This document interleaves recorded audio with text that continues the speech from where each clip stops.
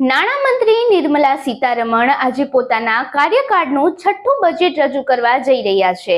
આ બજેટ વર્ષ 2024 માટે એક વચગાળાનું બજેટ છે। ત્યારે આવો જાણીએ કે આ બજેટમાં વીજળી માટે કઈ જોગવાઈ કરવામાં આવી છે। નમસ્કાર, હું છું આપની સાથે સાયમા સૈયદ અને આપ જોઈ રહ્યા છો ન્યૂ ગુજરાતી ન્યૂઝ।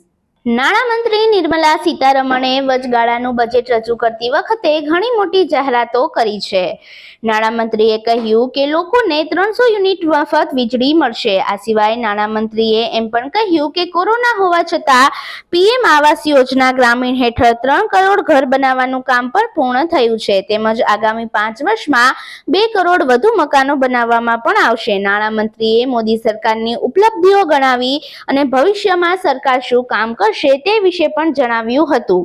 નિર્મલા સીતારમણે કહ્યું કે અમારી સરકાર વિકાસને પ્રોત્સાહન આપે છે। દરેક ભારતીયની આકાંક્ષાને પૂર્ણ કરવા પર ભાર મૂકવામાં આવી રહ્યો છે। પ્રધાનમંત્રી આવાસ યોજના કોરોનાના પડકારો હોવા છતાં અને ગ્રામીણ વિસ્તારોમાં 3 કરોડ મકાનો બનાવવાનું લક્ષ્ય હાંસલ કર્યું છે અને આગામી 5 વર્ષમાં 2 કરોડ વધુ મકાનો બનાવવાનું કામ પણ પૂર્ણ કરવામાં આવશે। આ સાથે જ દેશના 1 કરોડ ઘરોને હવે સૌર ઉર્જા દ્વારા 300 યુનિટ મફત વીજળી આપવામાં આવશે।